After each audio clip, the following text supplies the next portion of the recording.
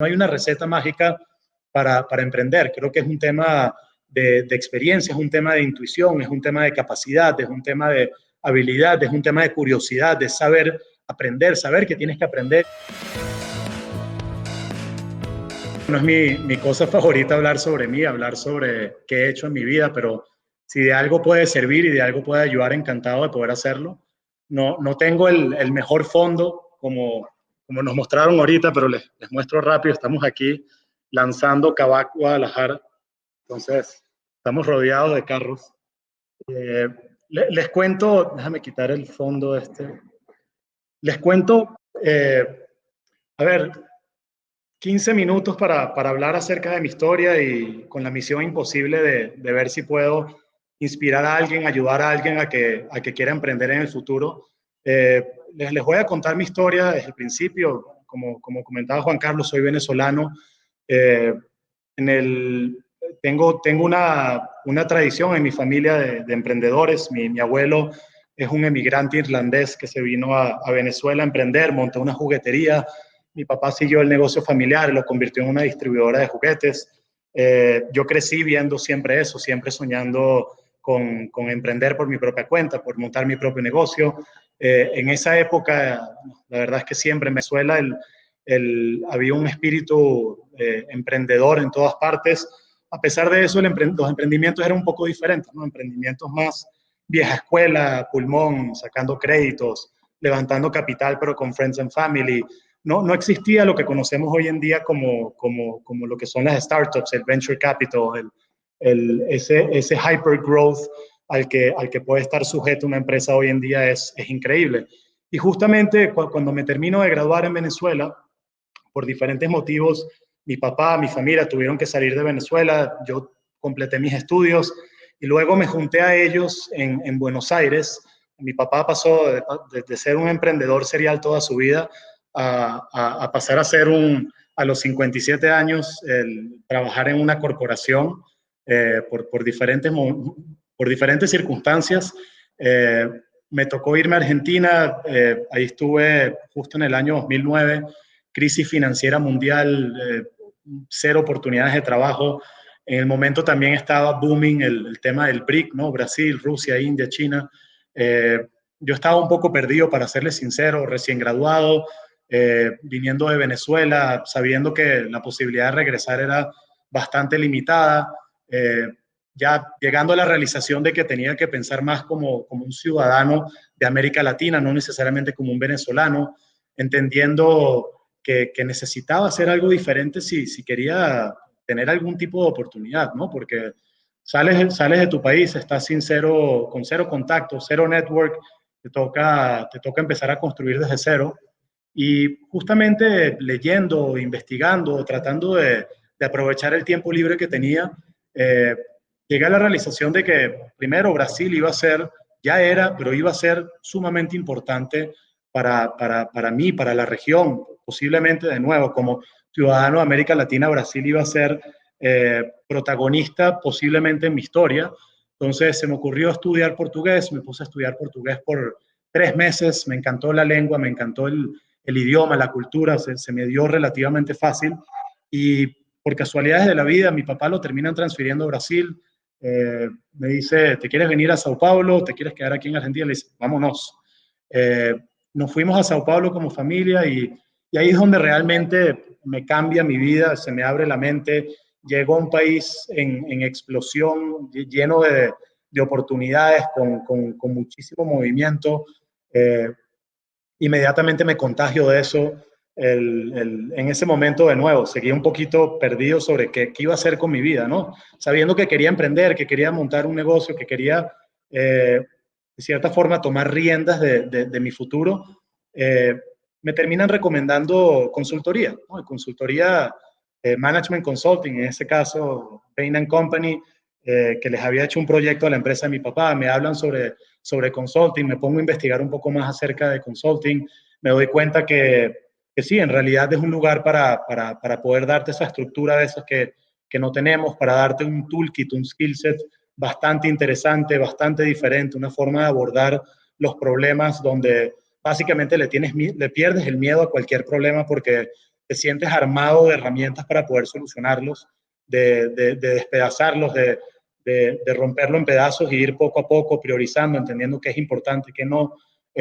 Obviamente te ayuda mucho a pensar de forma analítica, a ser curioso, a hacer las preguntas correctas y me llamó mucho la atención, terminé aplicando, conseguí entrar, me fascinó el proceso de selección, el reto de estudiar, de prepararme, los casos y empiezo a trabajar en consultoría y la verdad, para mí esa experiencia en consultoría lo que hizo fue darme, a la realización a la que llegué fue, ok, soy bueno, soy inteligente, me puedo relacionar muy bien en el trabajo, tengo una ética de trabajo increíble y eso fue algo que me dio mucha confianza. Yo no fui el mejor estudiante en la universidad ni en el colegio y el hecho de haberme desenvuelto con mucho éxito muy rápido en consultoría me dio mucha confianza.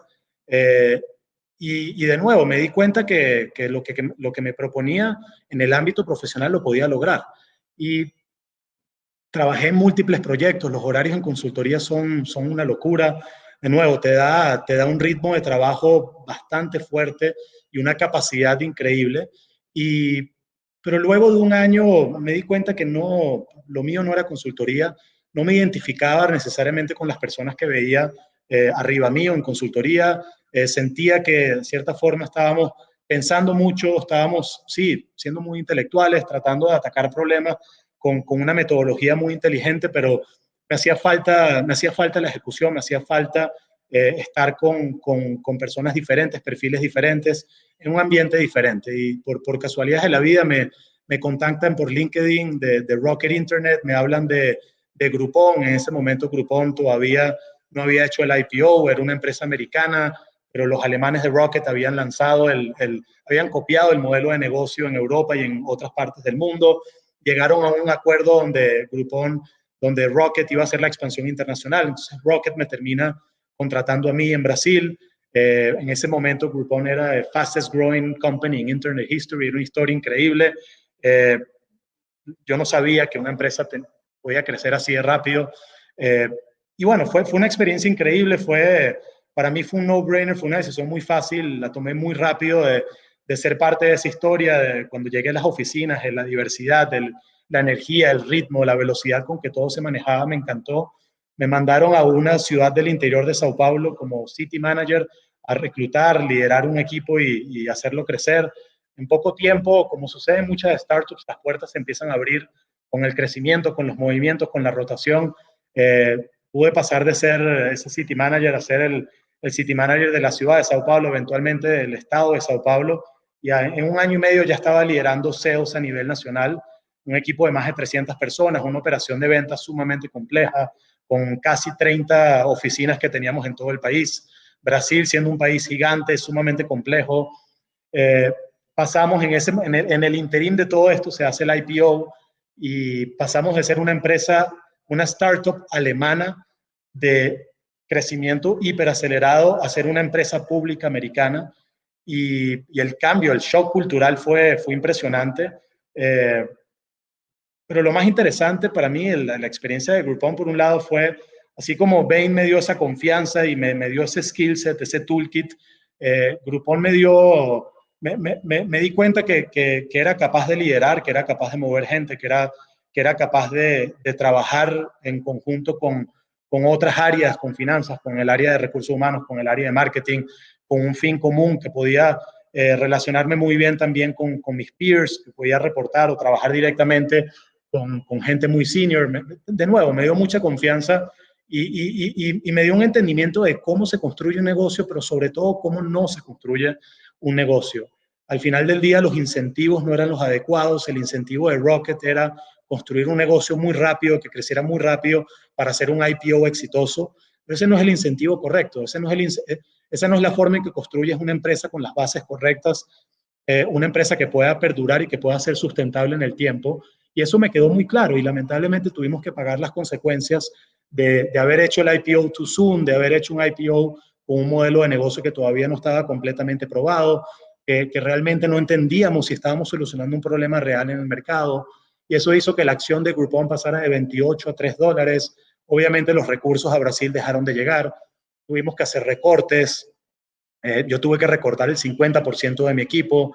Y esas son cicatrices que te quedan y te marcan y no se van nunca. Y son parte de las experiencias que uno tiene que vivir como emprendedor para saber qué tienes que hacer más adelante. No hay una receta mágica para emprender. Creo que es un tema de experiencia, es un tema de intuición, es un tema de capacidad, es un tema de habilidad, es un tema de curiosidad, de saber aprender, saber que tienes que aprender. Y es, como comentaban Tania, Alex, es un tema de conseguir la gente adecuada alrededor tuyo para que te acompañe, porque es un reto gigantesco y tienes que estar con gente mejor que tú, gente que te complemente. Y hablando justamente de eso, al final de 3 años en Groupon, se me presenta la oportunidad de venir a México con Linio.com, nuevamente con Rocket. Eh, la verdad es que me apasionaba la ambición de querer construir el Amazon de América Latina. Yo era fan de Amazon desde siempre. Me llamaba mucho la atención de poder traer un modelo de negocio, un retail online para toda la región de América Latina. Ni siquiera me daba cuenta del reto y lo difícil que iba a ser. Llego para México y me doy cuenta que, primero que nada, el ecosistema no existía. Olvídense el tema de pasarelas de pago, métodos antifraude, expertise en Facebook, Google, campañas, microaudiencias, temas de last mile logistics, de cómo entregar una televisión, un colchón, una cocina en casa de un cliente. Nada de eso existía. Y en línea nos tocó romper esas barreras y nos tocó armar la infraestructura, armar el ecosistema. Eso obviamente requiere mucho dinero, pero fue una experiencia, de nuevo, impresionante. Fue justamente la experiencia que necesitaba.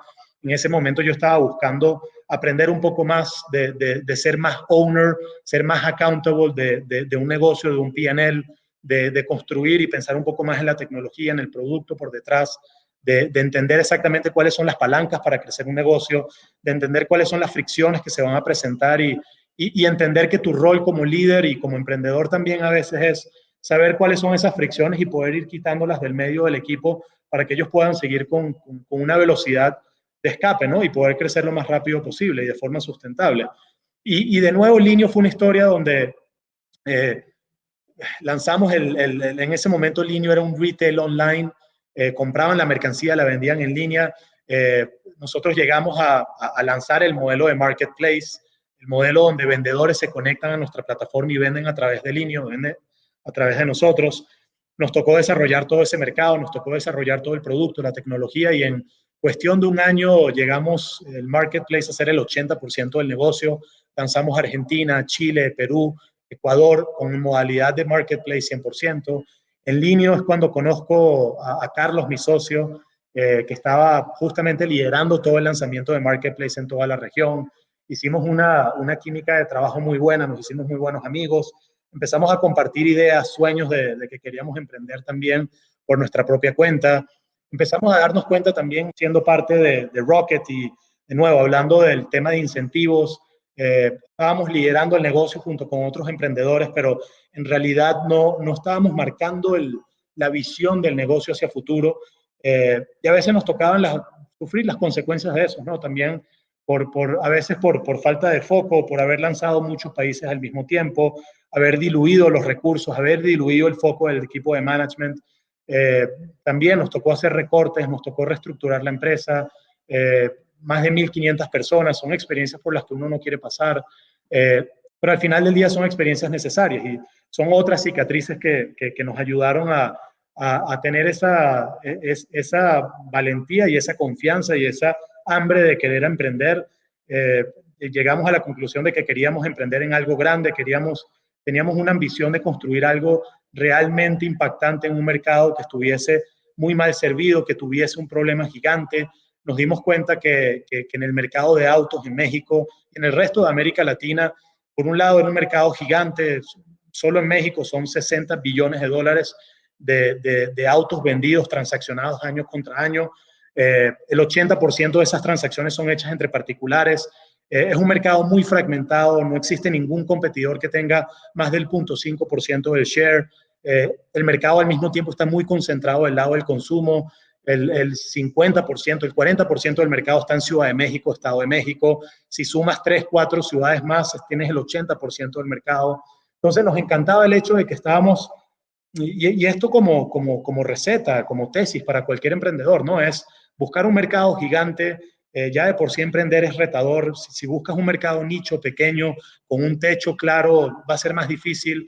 Tienes que buscar un mercado grande, tienes que tratar de resolver un problema realmente profundo, un problema real, un problema que afecte el día a día de ese mercado.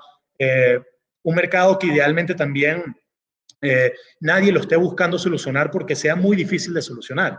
Y lo más impresionante es que nos dimos cuenta que estábamos yendo atrás de un mercado con un problema gigante, pero nadie lo estaba tratando de solucionar. Todavía, más allá de Kavak, hay muy pocos players que están dispuestos a atacar y resolver un problema como el problema que nos encontramos aquí en México. Y bueno, porque es un negocio muy complejo, un negocio donde tienes, si quieres solucionar realmente el problema y disromper por completo la cadena, tienes que ser dueño del inventario, tienes que comprar el carro. Como no existe la infraestructura alrededor, tienes que también reacondicionarlo. Tienes que invertir en toda la infraestructura para poder llevar ese carro de un cierto estándar a un estándar de calidad Kavak. Necesitas entrar en financiamiento porque financiamiento es the name of the game para un mercado como este. Entonces nos dimos cuenta que iba a ser un negocio con muy cash intensive, con mucha infraestructura, donde íbamos a tener que entrarle a financiamiento, donde íbamos a tener que construir un marketplace muy líquido, donde íbamos a necesitar craquear dos tipos de clientes, el cliente de compra, el cliente de venta, donde íbamos a tener que desarrollar un ecosistema que no existía, pricing, todo el tema legal. Y la verdad es que ha sido una historia increíble para nosotros, luego de más de 4 años, ya 2 años siendo emprendedores en Endeavor, pero 4 años desde que lanzamos Kavak. Hemos hecho 3 rondas de levantamiento de capital. Luego de 4 años de mucho foco en Ciudad de México, logramos ya finalmente expandirnos dentro de México. Estamos expandiéndonos en Guadalajara. Vamos a abrir 4 ciudades más en México de aquí a fin de año. Y para el año que viene se viene una expansión también en Brasil. Tenemos algunas noticias por ahí también de otros países. Estamos muy emocionados y bueno, muchas gracias por el tiempo.